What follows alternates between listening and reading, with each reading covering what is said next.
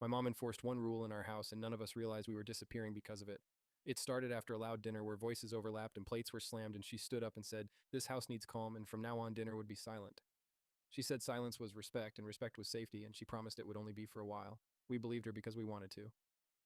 The first few dinners were strange but almost peaceful with the ticking clock and the sound of chewing feeling louder than conversation ever was. If anyone slipped and spoke, she did not yell, she just stared until the words died on their own. That look trained us faster than punishment. Soon the rule stopped feeling temporary and started feeling permanent.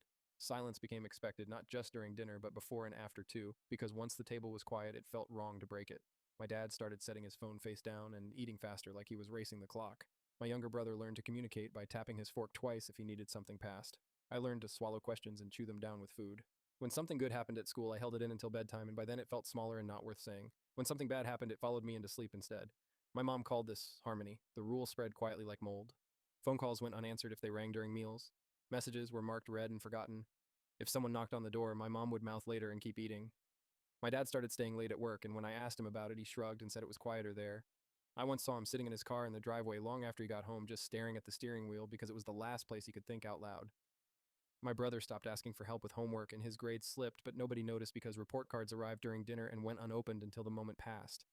I failed a math test I should have passed because I did not ask for help when I needed it, and when I tried after dinner, my mom said tomorrow. Tomorrow became a habit.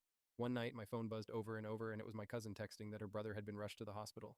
I whispered, "Mom," and she did not look at me. She tapped the table once, which meant silence. I sat there staring at my phone lighting up while the food went cold in my mouth, and I learned that emergencies also had to wait. My dad finally snapped one night and said, "This is not peace, this is avoidance." And my mom said, "Avoidance is better than damage." And he asked damage to who, and she did not answer. A week later, my aunt showed up at the door, shaking and crying, and said there had been an accident on the highway. And my mom glanced at the clock and said, "We are eating." That was the moment something broke that could not be fixed.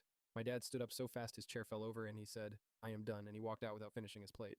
He did not come back that night or the next. He moved out that weekend, and the house became quieter, but not calmer, just emptier, like sound had been holding it together. In family counseling, my mom said talking leads to pain, and the therapist asked what happens when pain has nowhere to go, and my mom stared at the floor the same way she stared at us. Over time, we learned why she made the rule. Her childhood dinners were loud and angry and filled with shouting, and she promised herself her kids would never grow up like that. She believed silence was the opposite of harm and never saw that silence can hurt just as deeply. Years passed, and the rule never changed, even when there was no one left to enforce it on.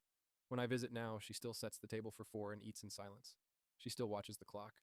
When I leave, she hugs me tightly like she wants to say something important but does not know how anymore. The rule still works perfectly. There is just no family left to break it.